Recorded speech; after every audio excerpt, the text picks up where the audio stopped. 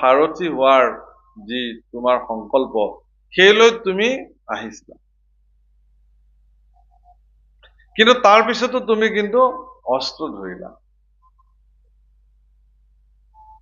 কিহৰ কাৰণে? যে তুমি ভক্ত বৎসল, শৰণাগত বৎসল, মই তোমাৰ ভক্ত।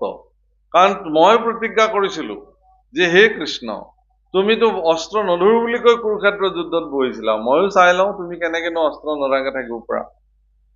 ময়ো যদি তোমাৰ ভক্ত হওঁ তেতিয়াহ'লে ময়ো প্ৰতিজ্ঞা কাঢ়িলো যে মই তোমাক অস্ত্ৰ ধৰাইহে এৰিম। প্ৰভুসকল, ইচ্ছা কৰিলে ভগৱানে পিতামহ ভীষ্মৰ এই প্ৰতিজ্ঞাটোক নস্যাৎ কৰিব পাৰিলেহেঁতেন। তেওঁ বিৰোধী পক্ষত আছে, পাণ্ডৱৰ পক্ষত ভীষ্ম নাই। তেওঁ কৃষ্ণৰ বিৰুদ্ধে থিয় হৈছে, কিন্তু তথাপিও ভগৱান কৃষ্ণই তেওঁৰ এই প্ৰতিজ্ঞাটোক ৰক্ষা কৰিছে। কাৰণ পিতামহ ভীষ্মৰ নাম ভীষ্ম নাছিলে, দেৱব্ৰত আছিলে। তেওঁ এনেকুৱা ভীষ্ম প্ৰতিজ্ঞা কৰি পেলালে আৰু সেই প্ৰতিজ্ঞাসমূহ তেওঁ গোটেই জীৱন নিৰ্বাহন কৰিছে। প্ৰভুসকল, সেই প্ৰতিজ্ঞাৰ পৰা তেওঁ কেতিয়াও ফালৰি কটা নাই যে মই মোৰ জীৱনত মই কৌমাৰ্য ব্ৰতেৰে থাকিম, বিবাহ নকৰাম, কৰোৱা নাই। তেওঁ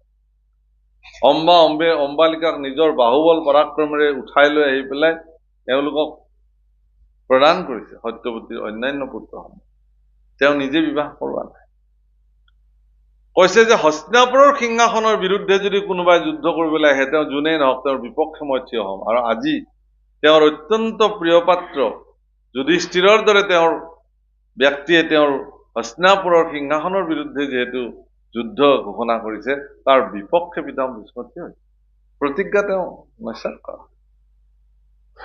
কোনো কালে ৰাজসিংহাসন অৱৰোহণ নকৰো, কৰা নাই।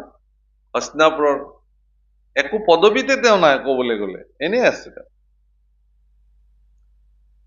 এই যদি ইমানখিনি প্ৰতিজ্ঞাৰে তেওঁ ভীষ্ম হিচাপে জগতত প্ৰসিদ্ধি লাভ কৰি জীৱনৰ অন্তিম মুহূৰ্তত তেওঁ এটা প্ৰতিজ্ঞা কাঢ়িলে কৃষ্ণক। তেওঁ যিটো প্ৰতিজ্ঞা তেওঁ বাকীকেইটা প্ৰতিজ্ঞা তেওঁৰ অধীনত আছিল সেইকেইটা, কিন্তু এইবাৰ তেওঁ যিটো প্ৰতিজ্ঞা কৰিছে সেইটো তেওঁৰ অধীনত নাই, কিন্তু সেইটো ভগৱানৰ অধীনত আছে।